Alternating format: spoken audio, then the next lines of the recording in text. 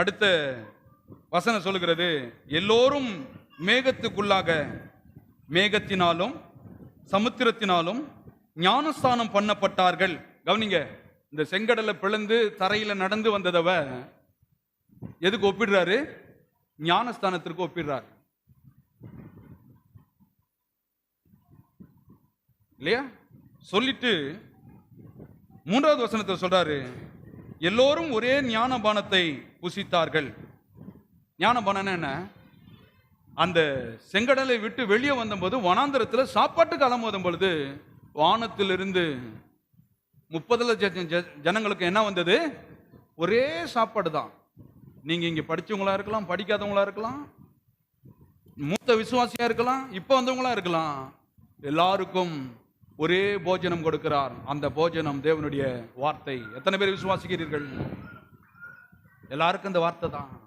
அப்ப சொல்றாரு, எல்லோரும் ஒரே போஜனத்தை புசித்தார்கள், வானத்திலிருந்து வந்த மன்னாவை.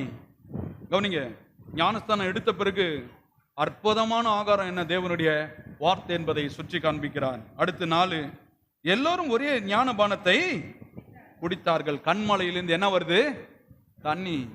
எல்லாரும் குடிச்சாங்க ஒரே இடத்துல, 30 லட்சம் ஜனங்களுக்கும். நான் சொல்றேன், இங்க வெறும் கொஞ்சம் பேர் இல்ல, இந்த ஒட்டுமொத்த செங்கல்பட்டு மாவட்டத்துக்கு தேவனுடைய வார்த்தை ஜீவ தண்ணீராய் இருக்கும் என்பதை விசுவாசிக்கிறேன் இல்லையா? அதெல்லாம் திருஷ்டாந்தரமாய் சொல்றாரு. எல்லோரும் ஒரே ஞானபானத்தை குடித்தார்கள். எப்படியெனில் அவர்களோட கூட சென்ற ஞான கண்மலையின் தண்ணீரை குடித்தார்கள். அந்த கண்மலை, எல்லாரும் கரங்களை தட்டி தேவனை மேம்படுத்துவோம்.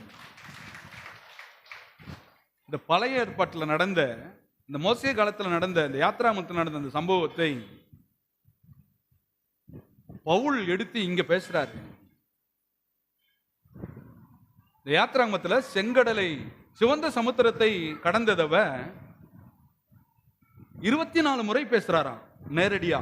எத்தனை முறை பேசுறாரு? செங்கடல கடந்தாங்கன்றதவ 24 இடத்துல பேசப்பட்டிருக்கிறது. தெரியாத பல ஆயிரக்கணக்கான இடத்தில் பேசப்பட்டிருக்கிறது. ஏன் ஒரு முறை சொன்ன போதாதான் செங்கடல கடந்தாங்க அப்படின்னு? இங்க பவுலும் பேசுறாரு, அந்த கண்மலை யாரு?